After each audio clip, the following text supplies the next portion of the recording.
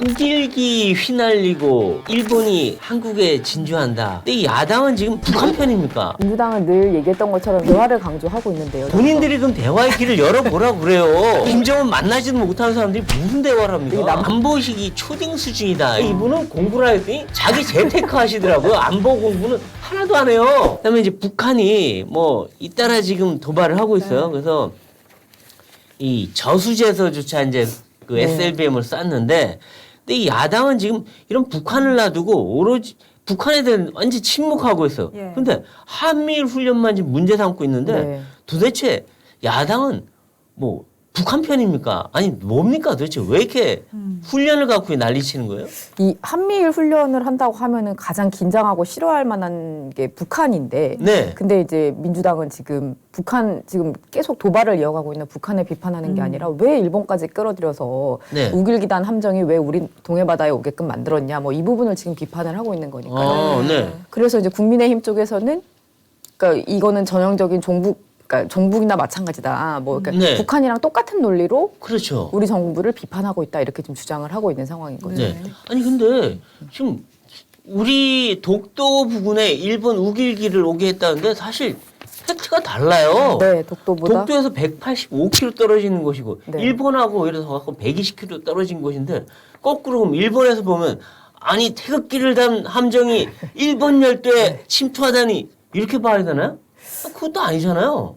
그러니까 이 또 특히 문제가 되는 지점이 이 한미일 훈련이라는 게 사실 문재인 정부 때 합의됐던 거에 따라서 하는 거라서. 근데 저희가 어제 좀 취재를 해보니까 이제 당시 이제 문재인 정부 인사들은 그 합의의 내용이 구체화된 게 아니기 때문에 이 시점인지 또 위치가 거기인지 또 일본까지 어떤 방식으로 이제 편입이 되는 건지 뭐 그런 거에 대해서 합의된 적이 없어서 우리가 합의한 부분이 아니다 또 이렇게 얘기를 하더라고요. 아니 근데 어쨌든 이게 북한의 잠수함 훈련, 북한의 SLBM을 막기 위해서 좀 하는 건데 그 위치가 동해인 건 당연하잖아요. 근데 뭐 기존에는 뭐 제주도에 가깝게 했다든지 이런 동해바다, 그러니까 독도에 가깝다. 아니, 제주도에 가깝게 하면 문제가 안 되고 독도에 가깝게 하면 문제가 되나요?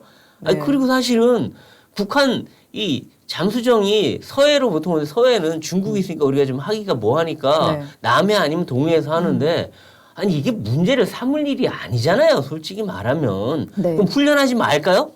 아니, 일본도 사실은 한미일이 왜 같이 하냐면 한미일은 북한의 핵 위협을 직접 받는 상계 당사국이에요. 중국이나 러시아가 아니잖아요. 근데 인도네시아입니까? 아니면 뭐 필리핀입니까?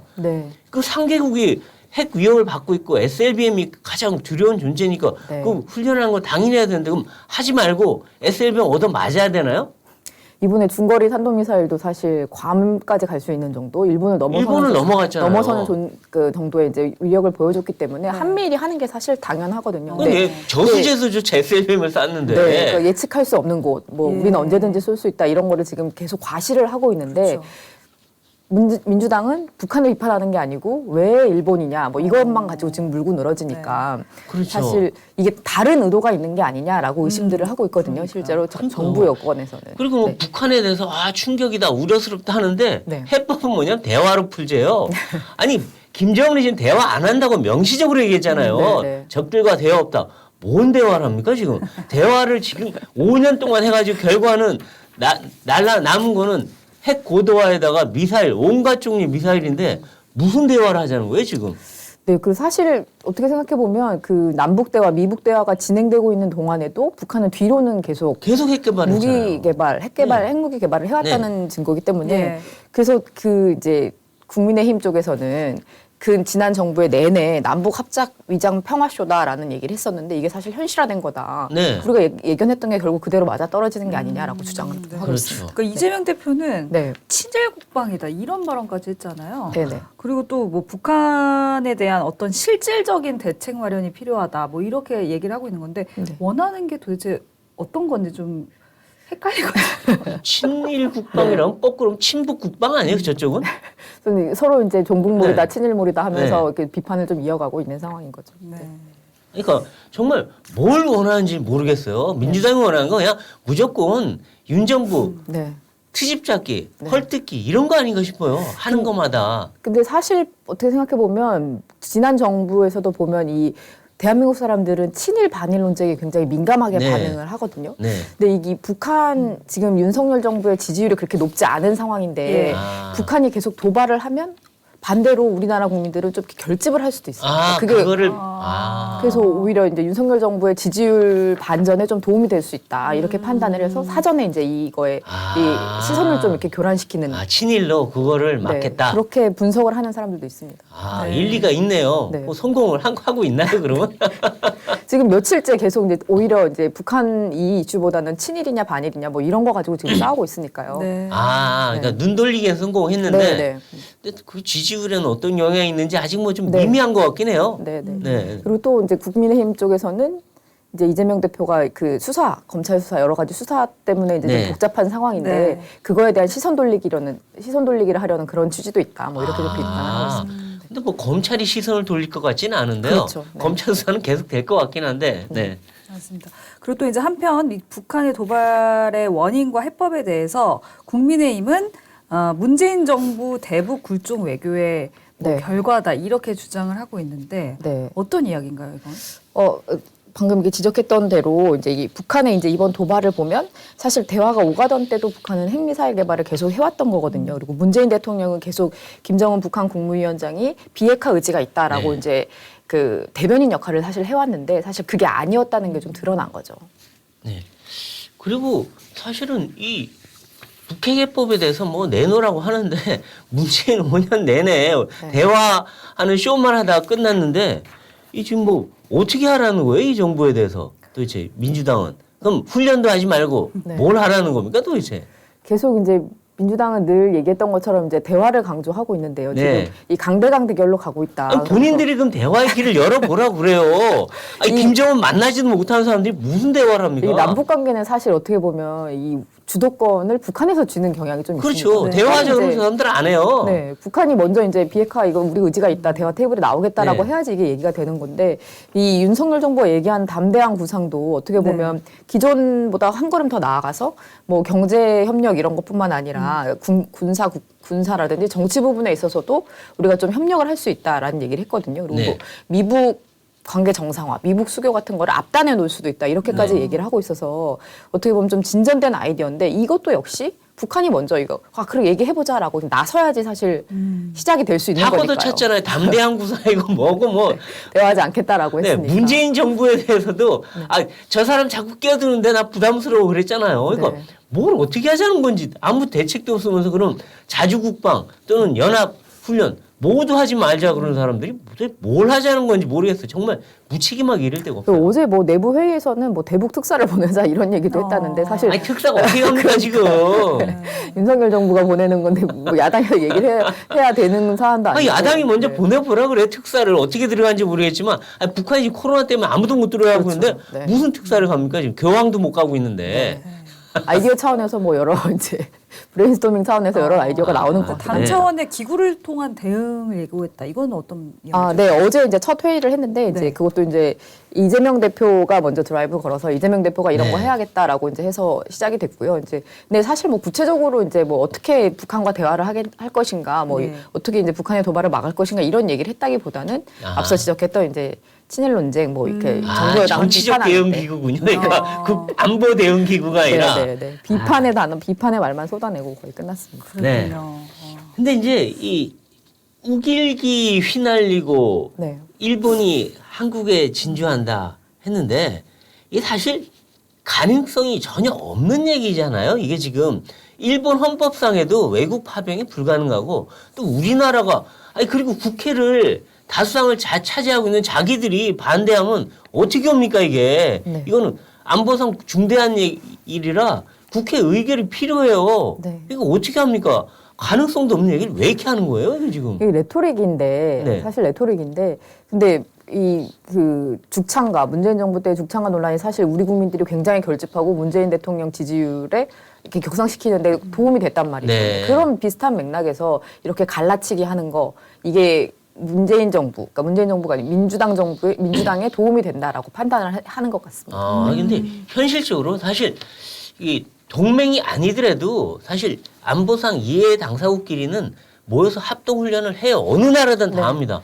사실 이 미국하고 동맹이 아닌 나라들이 인도가 왜 함께 그 훈련을 하겠어요? 네. 안보상 필요하니까 하는 거죠. 그러니까 일본하고 우린 동맹 아니에요. 네. 동맹이 될 가능성도 없어요. 네. 그런데 하지만 북한이 미사일을 쏘고 핵 도발을 한다 하니까 같이 훈련하는 거 아니에요. 어쩔 수 없이. 근데 그것도 하지 말면 그냥 앉아서 당하란 건가요? 그러니까 그럼 세상의 모든 나라들이 합동훈련 하는 나라들은 다 바보들이에요?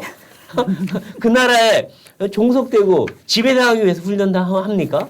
그러니까 이게 말이 안 되는 얘기를 민주당이 자꾸 하는데 일반 국민들은 옛날에 이제 일본에 침략당 그 역사가 네. 있으니까 예. 우려하는 건 이해가 하지만 네. 이거는 미국이라는 아주 강력한 세계 1위 국가가 있는데 일본이 어떻게 우리나라에 진주를 해요? 네.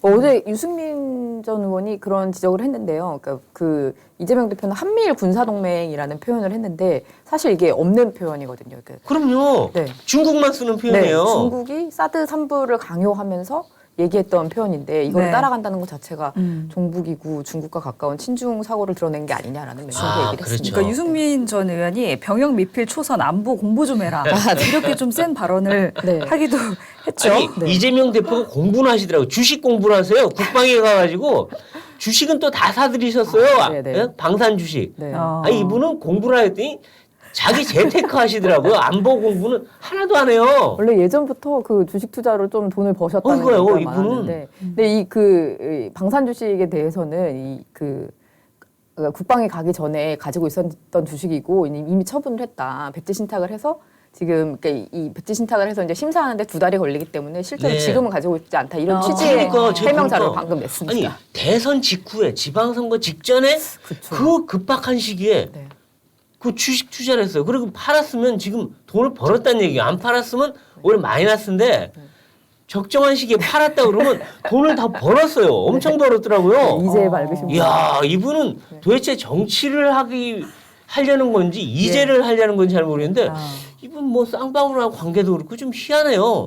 돈 버는데 재주가 있으신 분이 전에도 보면 뭐 삼성 주식인가 그것도 다 하셔가지고 돈 꽤 버셨다 그러던데 네, 주식 투자로 성공했었다고. 아니 네. 이분은 정치를 해야 되고 국정을 해야 될 분이 왜 주식 투자를 합니까? 국방에 가서 그것도 국방위에 가서 안보 공부는 안 하고